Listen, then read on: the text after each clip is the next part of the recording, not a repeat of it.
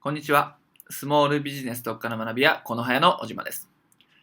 こちらの動画では、ウェブ集客の全体の流れ、私たちの言葉で言うと動線設計ということでお伝えさせていただいているんですが、ウェブ集客を行っていく上での大切な仕組みですね。こちらの全体設計について、こちらの動画で実際の画面を用いて解説をしていきます。実際にこれからウェブ集客をやっていこうとか思われている方は、こちらのね、順序の通りに実践していただくことで、お客さんに自然とね、販売まで結びつく、そういった流れが構築できますので、ぜひこちらのデモンストレーション動画を見てですね、参考にしてみてください。それでは動線設計の流れを説明していきます。でこちらに早速映っているのがですね、こちらホームページになります。ウェブ集客、ネットからお客さんを集めるってなると、このホームページっていうのが必要になってきます。ただし、ホームページといっても、ただのホームページではなくて、集客用のホームページということになります。こちら、ワードプレスというシステムで作ってるんですけれども、ただね、名刺のようにポンとね、名刺型ホームページとか言われてますけども、置いとくだけでは当然お客さんってね、来てくれないわけです。一昔前だとそのホームページを出している競合自体が少ないので、問い合わせがね、獲得できたり、あるだけで価値だったんですけども、今はそうでもないわけですよね。しっかりと情報を発信したり、アクセスを集めたり、あるいはメールアドレスとかを集めたりっていう機能がないと集客できるそのメディアとは言えないわけです。なのでこちら集客用ホームページという位置づけで解説をしていきます。で、これからこの流れを一通り説明するので、ところどころに出てくる動線がありますので、その動線に注目して見てみると、納得がいくんじゃないかなと思います。では始めていきますね。まず起点となるのはこのホームページということなんですけれども、このホームページのまず全体のこの構成を説明していきます。で、ホームページなんですが、これこのはやという、これがトップページになります。で、早速これ、一つ一つ機能をね、説明していきたいと思います。まずはこのね、一番見えているここですね。これスライダーという機能がありまして、例えばこの商品の画像とか、あるいは人の画像、あるいはその時に PR したい商品とかサービスなんかをね、スライダーで載せておくと、非常にアピールしやすいですよね。で、このスライダーという機能が一つあります。で、この下に行くと、スライダーの下ですね。ここが、ニュースとかインフォメーションといった形で、新しいお知らせをここに載せることができるんですね。で、これをやっていくことで、例えば訪れた人とか、あるいはね、前々からアクセスをしてくれてるお得意さんとか、そういった方に新しい情報が漏れないようにここでお知らせすることができるので、こういったお知らせ、ニュース欄というね、こちらに配置してあります。でですね、これトップページなので、ここのサイト、ホームページに初めて来る方って当然多いわけですよね。例えばこれ、このはやということで、これデモサイトを作ってますけれども、このはやが知らない人は、このページに来るわけです。検索をしてくるわけですね。そうなってくると、初めての方へという項目が必要になってくるわけです。で例えば、このはやとはとか、その商品一覧、どんな商品サービスを提供しているのか。でよくある質問とかね、よくホームページにありますよね。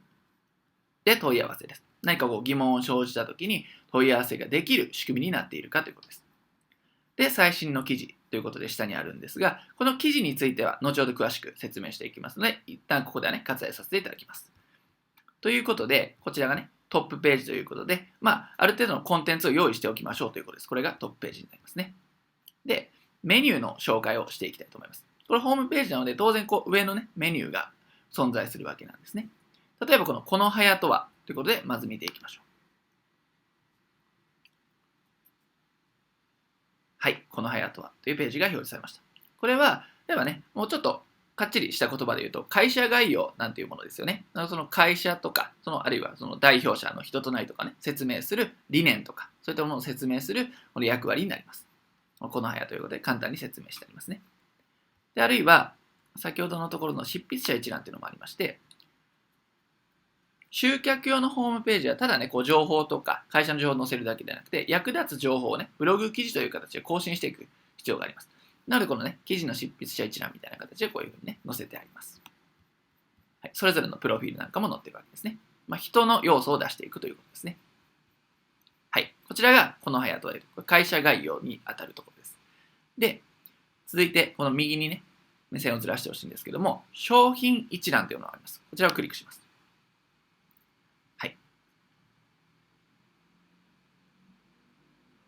はい、商品のラインナップが出てきました。で、これ、非常に注目の機能なんですけれども、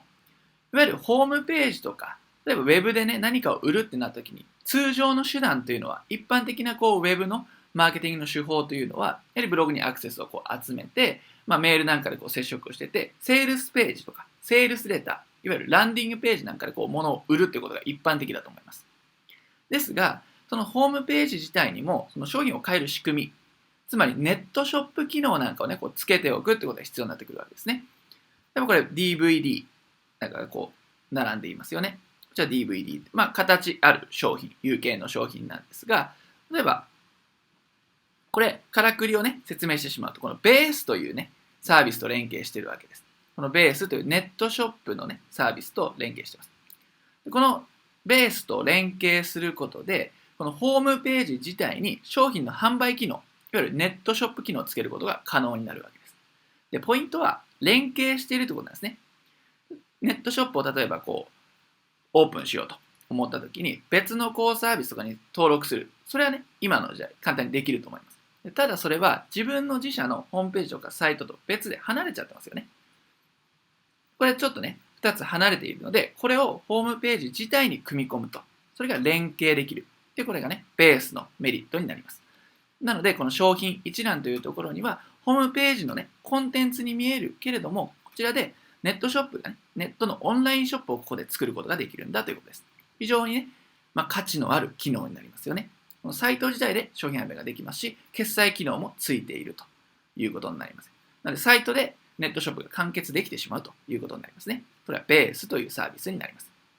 でもちろん、このベースでは、こういったね、形のある商品、物販ですよね。例えば、サロンの方とか、美容室とか、治療院の方にも使えますよね。やっぱサロンとか、美容室とかいう場合であれば、例えばシャンプーを売ったりとか、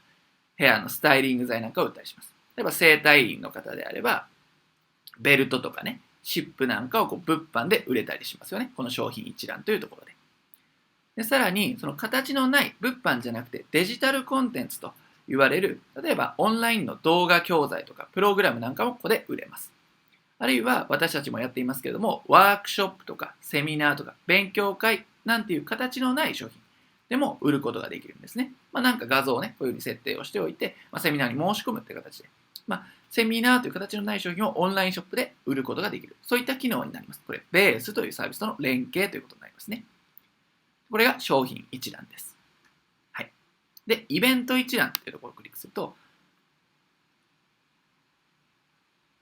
はい、ここイベント一覧というのが出てきました。これはもうセミナーとかワークショップ。私たちの場合、これサンプルでワークショップへのイベント案内しているわけですね。これをクリックするとランディングページに飛ぶわけです。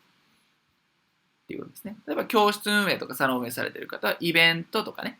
というものがあると思います。あるいはコミュニティとか運営している方であればイベントって頻繁にあると思うので、このイベント一覧でね、載せておいてあげると非常に分かりやすく見やすいということになりますね。はい、これが商品一覧とイベント一覧ということになります。忘れてないのはこの商品一覧でベースと連動ができて、サイト内で商品販売、ネットショップができてしまうということが注目のポイントになりますね。はい。で、続いてこれブログ記事なんですけども、ブログ記事は後ほど説明していきますので、一旦飛ばします。はい。そうしましたら、よくある質問というところに行きたいと思います。はい、クリックしますね。よくある質問 Q&A とありますけれども、こちらによくある質問を載せておくということになりますね。ずらーっとQ が並んでいますけども、これ Q だけかと思うんですよね。一瞬ね。でもこれ Q&A って同時に並列で並んでると見づらいので、この Q をね、この質問を見たい人だけクリックすると答えが出るような仕組みになってますね。でこの Q を押すと A が出るということで、こちらに例えばユーザーとかお客さん気になるような質問をあらかじめ載せておいてあげるということですね。例えばね、店舗型の方であれば、例えば予約は可能ですかとかね、カード決済できるんですかとか、あと治療院の方であるとね、この友人を連れてってもいいですか、美容室とかもそうですよね、友人連れてってもいいですか、割引ありますか、ね、クーポン使えますかとかいうことになりますね。例えばこれイベント、セミナーとかワークショップであれば、持ち物は何ですかとかね、申し込み方法はどういったところからできるんですかっていうふうになものを載せることができます。ちょっと先ほどもね、申し上げましたけども、店舗型であればアクセスなんかもね、最寄り駅とかそういったものを質問として載せておくといいんじゃないかなと思います。これが Q&A です。Q を押すとA が出てくるということですね。はい。で、これがよくある質問の項目です。では、こちら、一番右の最後のメニューに行きたいと思います。これは問い合わせですね。これをクリックすると、このサイトとか、このホームページ自体を見て、何かこの商品サービスに興味があるな、あるいはこのイベントとかね、そういったものに興味があるなっていう人は、問い合わせをしたいというね、これも一つの動線になるわけですけども、そういったニーズがあるわけです。そういった方にね、答えられるように、このフォームを用意しておきましょうということですね。この問い合わせフォームになります。で、問い合わせフォームはここからのメニューからでもいけるんですけども、実は機能がついてまして、この右下のこのアイコンをクリックすると、こういった形で、ポップアップで問い合わせフォームが出てきます。これは、頼りと呼ばれるカスタマーサポートツールとこれ連携しているわけですね。こういったところで右下に置いてあげると、ここからでも問い合わせができるという、こちらも仕組みになっています。動線ですよね。で、少し前は、旧式のね、集客、ウェブ集客っていうと、この問い合わせを獲得するホームページだけがあって、その中から問い合わせをするということで、例えば受注につながるっていう仕組みだった、流れだったわけですけれども、今はそれとやっぱり難しいわけです。この後お話ししますけども、ブログ記事というものを通してコンテンツマーケティングを行っていかないと、やっぱね、選ばれるのは難しくなっていくわけですね。ただし、とはいえですね、問い合わせができないと、そのサイト上のね、存在としては、その不便になってしまいますよね。ユーザーにとって不便になってしまいますので、問い合わせの方もしっかりね、設置をしておいてください。はい。ですね。で、ブログ記事の話に行きたいんですけどもう一つ、さらに優秀な機能がありますので、ご説明したいと思います。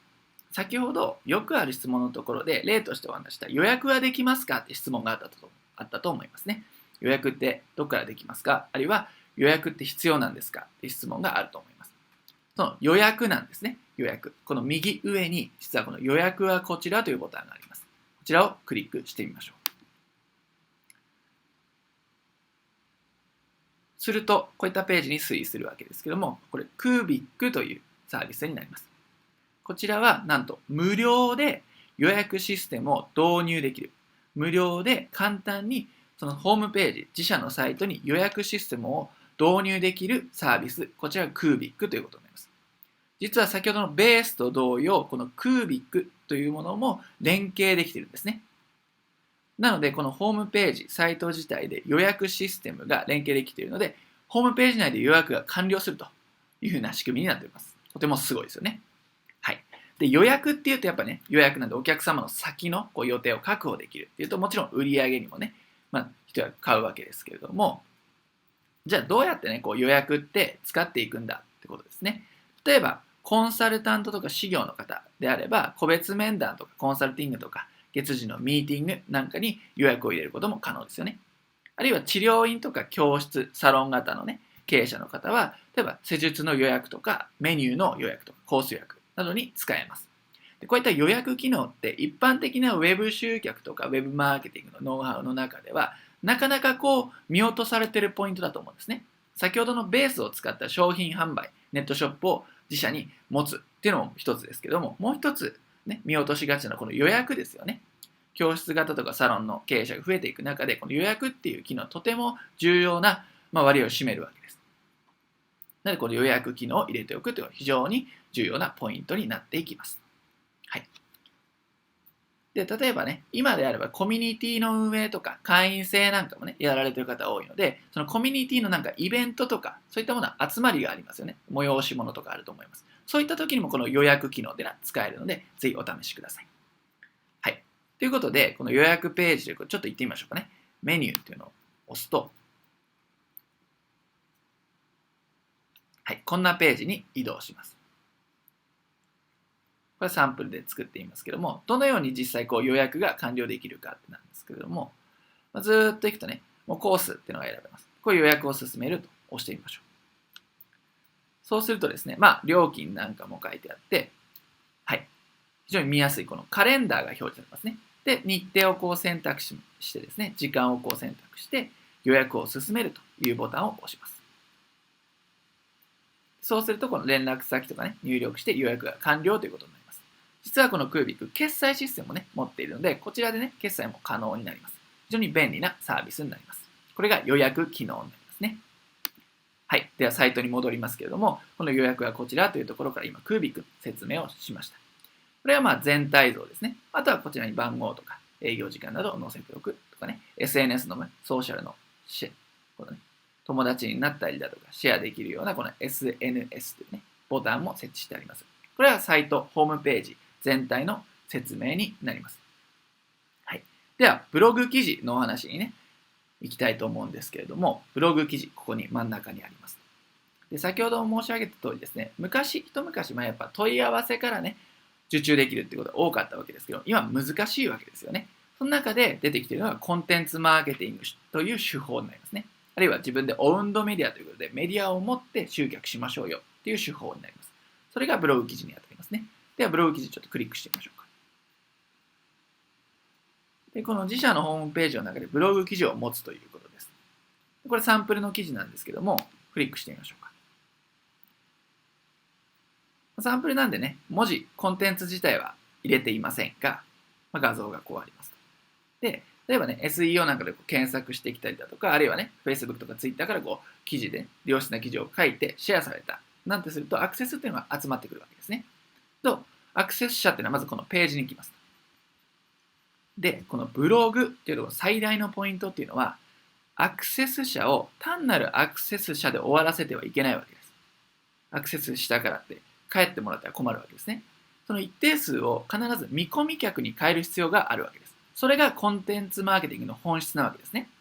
ただのアクセス者ではなくて見込み客に変えていく。そのために必要なのはこのブログ記事なわけですね。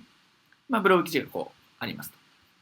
ずらーっといくわけですね。そうすると、この横のサイドバーにまず無料 ebook っていうのがあります。これが CTA とか無料プレゼントと呼ばれるものです。これ記事をね、読み進めていくと、ずーっといくとね、もちろんこのシェアできる SNS ボタンっていうのも、これも一つの動線ではあるわけですけども、下に行きますね。そうするとまた同様に、サイドバーと同様に無料 ebook っていうのが出てきます。これが無料オファーとか無料プレゼント、リストとかお客さんの情報を集めるための無料プレゼントということになります。記事を読んでね、ある程度ここいいなとかね、満足していただいた方に何かをプレゼントするわけです。小冊子でもいいですし、DVD でもいいですし、書籍でもいいです。なんか無料であげるので、情報くださいねってやつですね。はい。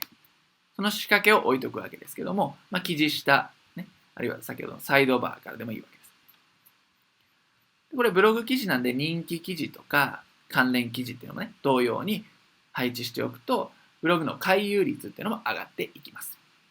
はい。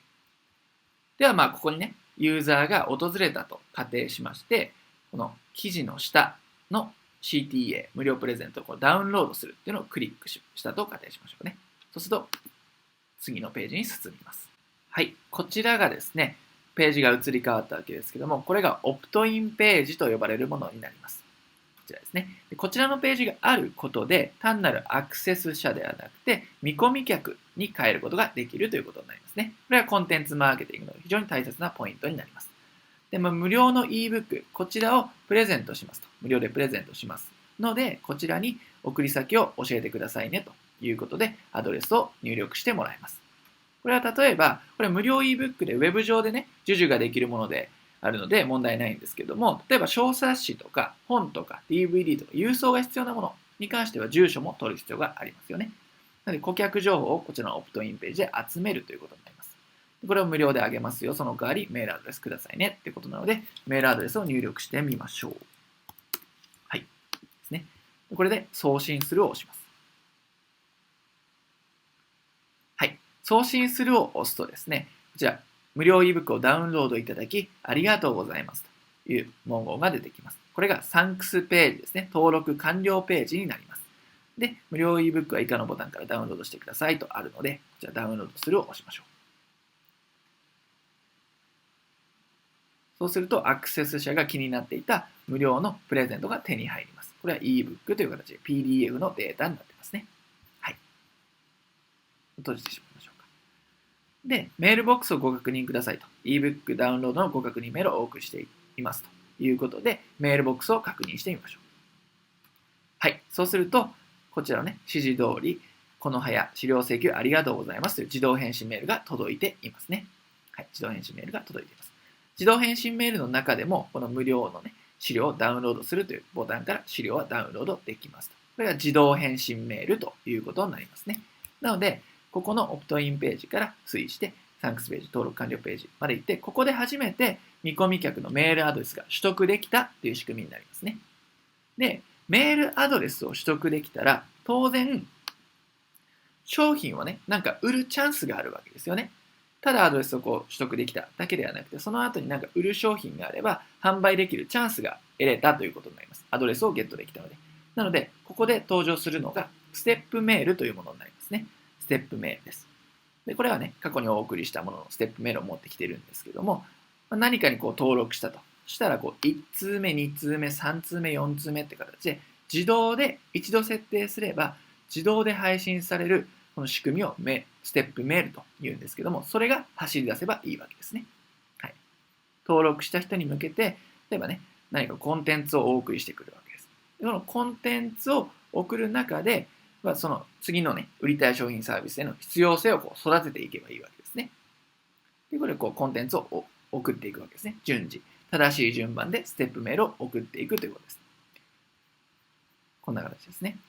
で、ステップメールのマーケティング上の役割は、正しい順番での教育で販売に結びつけるってことなんですね。それがステップメールの役割になります。では、ここでこう使っているツールは何かっていうと、これはメールチンプという海外のね、ツールを使っています。HTML メールという呼ばれるものです。非常に綺麗なデザインで、ブログ記事化のようにね、一見こうデザインをできます。画像を入れられたりだとか、ロゴを入れたりだとか、見出しを作れたりだとか、こういったものができるわけですね。あと動画埋め込みとか画像をね、ここに綺麗に配置することももちろん可能です。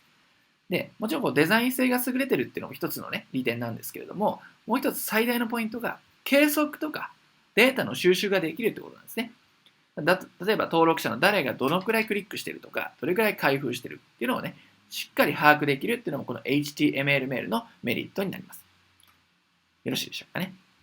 はい。っていうような流れでステップメールがこう走り出すわけですね。2通目見ましたか ?3 通目見ましたかということですね。で、これがどんどんステップメールで順番に教育していって、例えばね、明日特別なご案内をしますということで、予告を入れるわけですね。これが最終的なね、売りたい商品へのこう伏線というか、そういったものなんですけども、こういった形で明日への予告をして、お待たせしましたということで、その時に売りたい商品なんかをここで売っていけばいいわけです。これがセミナー、これはワークショップがサンプルとして載ってますけど、ワークショップでもいいですし、例えば売りたい商品、例えば DVD で本でもね、いいわけですよ。そういったものをここで売っていくということになります。はい。で、ここで、お待たせしましたということで商品の案内のメールなので、ランディングページの URL が載っています。これをクリックしてみましょう。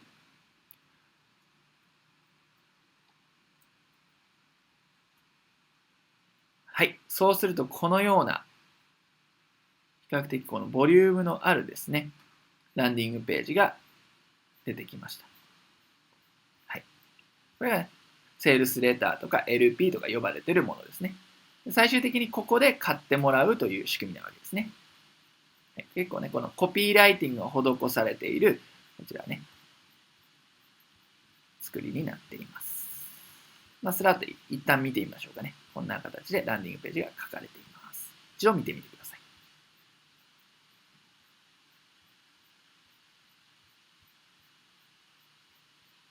これはワークショップへの案内なので、ワークショップに特化して書かれています。はい。こんな形で、ここで今すぐ申し込むというところですね。はい。ここから申し込んでもらえると。で、ここで申し込むで入力してもらったら、ここで制約なわけです。商品を買ってくれたということで、受注成立とか制約になるわけですけども、問題は、ここのボタンで買ってくれない人もいますよね。ステップメール、ブログという記事から始まって、無料プレゼントから始まって、ステップメールがこう流れてきて、ここまで順調な動線が流れてきますよね。その中で最終的にランディングページで売るわけなんですけども、ここで売れない場合があります。この人には邪気に扱っちゃいけないわけですね。その人にもしっかり動線を辿ってもらう必要があるので、その人たちにどうするかということが、次のメールマガジンということになります。はい、例えば、こんなですね。はい、これもメールチンプという HTML のね、ソフトで、作っています。はい。メールのタイトルがあって、これをデイリーメールマガなんて呼ばれたりする通り、頻繁に送るわけです。でも毎日送る人もいますし、3日に1回とか、1週間に1回とか送る人もいます。このメールの中で接触頻度を保っていくわけですね。定期的に情報発信、情報提供をして、読者の方に読んでもらうということになります。もちろん役立つ情報を提供すると同時に、例えばね、このワークショップの案内だとか、ブログ記事への誘導なんかいう形で動線のね、一つの起点として使うこともできます。メールのね、こういったコンテンツをずらっとボリュームのあるコンテンツを配信していきます。ブログ記事への誘導とか、その時に売りたい商品へのなんかボタンなんかもね、これメールチンプでは設定できますので、ボタンなんかも設置して、ここからね、また新たなランディングページとか、新たな企画、新たなオプトインページに登録してもらうということがね、可能になります。これがメールマガジンになります。なので、一度ね、先ほどのこのランディングページで買わなかった人にも、ぜひですね、毎日の接触っていうのは大事なので、そこでたまたまその時買わなかっただけなので、メールマガジンで接触を重ねていくと、ニーズがね、突如こう、高まる時があるかもしれませんし、なんか結局悩んだけどやっぱ申し込みたいっていうことがね、起こり得ますので、そういう方に向けてしっかりね、また動線としてはくっつけておくためにメールマガジンを活用しましょうということになります。これはメールマガジンになりますね。はい、ここまでのね、動線の説明よろしいでしょうか。はい、ここまで Web 集客動線設計の流れいかがでしたでしょうか。もう一度簡単に復習しますと、ブログ記事ですね。このホームページの中のブログ記事の中から記事を見た人が、アクセス者が CTA とか無料プレゼントに申し込んでもらって見込み客に変わって、そこから自動配信のステップメールが流れてランディングページで買ってもらう。買わない人には日常的に送られるメールマガジンで接触をして、後ほど買ってもらうというような流れになります。で、ここまでは無料で集客できる手法ですよね。ブログ記事書くこと自体は無料なので、そこから一定数アクセスが来て、受注に結びつくっていうのはこれ、無料集客になるわけですけども、この無料集客だけやってるとなかなか集客ってすぐはできないわけですよね。なので、モチベーションがね、上がらずやめてしまう方が多いわけです。それを防ぐためにも、有料集客手法っていうのを組み合わせる必要があるわけです。集客できないっていう人の多くは、無料だから集客できない人が多いので、有料手法を組み合わせると、一定数必ず集客ができるようになります。では、その有料の集客手法って何かっていうと、こちらになりますね。Facebook 広告ということになります。はい。で、この Facebook 広告デモと書いてありますけども、これ、ランディングページ制作ということで、この Facebook を見てるとね、こういうふうに表示されていきます。これをクリックすると、先ほどのランディングページワークショップにダイレクトで飛ぶということになります。これがワンステップということですね。直で、ダイレクトでセールスができるワンステップということになります。こういった形で Facebook 広告を活用することでいう即効性で、ね、効果が期待できるわけですね。で、あるいは、こちら別の広告ですけども、これ無料講座ということで、これは2ステップです。先ほども、こちらね、一通り見ていただきましたけども、ステップメールが流れて、ランディングページに誘導すると。これ2ステップなので、最初有料のものをダイレクトでやってしまうか、と、無料のものを挟んで教育を行ってランディングページで買ってもらうかというね、1ステップか2ステップかということになりますので、基本これね、両方やった方がいいとは思います。ただ、この無料の方がね、2ステップの方が費用対効果が高いので、まずはね、こっちを始めてみるのがいいんじゃないかなと思います。これが Facebook 広告を使った、同様のね、Web 集客動線の流れになりますね。はい。ではまたホームページに戻りましょう。で、ポイントは先ほど申し上げた通り、無料集客と有料集客を組み合わせるということですね。なので、このホームページでのコンテンツマーケティングと Facebook 広告を組み合わせるということになります。そうすることで、コンテンツマーケティングというのができるわけですよね。リストを集めて教育をして、その売りたいセールスのページで売るというコンテンツマーケティングが構築できるというのが一つあります。そして、このホームページから見ておかなければいけないポイントっていうのは、その Web 集客の動線もそうなんですけども、もう一つ、ホームページ内の動線っていうのもとても大切になってくるわけです。例えば、説明した通り、商品一覧の中からベースというネットショップと連動できて、自社のホームページ内で商品が販売できるという仕組み。で、もう一つは予約の機能ですよね。こちらがあることで先のね、日程を抑えられて、例えばね、セミナー、ワークショップもそうですし、例えば施術のね、予約とか、ミーティングの予約、イベントの予約なんかも使えますので、この予約システム、その中でも決済っていうのもできますので、このホームページの中にもそういった仕組みを入れておくっていうのもね、ポイントになります。なので、この一通りの動線説明しましたけれども、これをもって初めてね、ブログをやるとか、YouTube をやるとか、Facebook を活用するっていうのは意味をね、成してくるわけですね。先そっちやってしまうと、アクセスいくらね、集まっても垂れ流しになっちゃいますので、動線設計、全体設計をしっかりしていただいて、ウェブ集客に取り組んでいただければなと思います。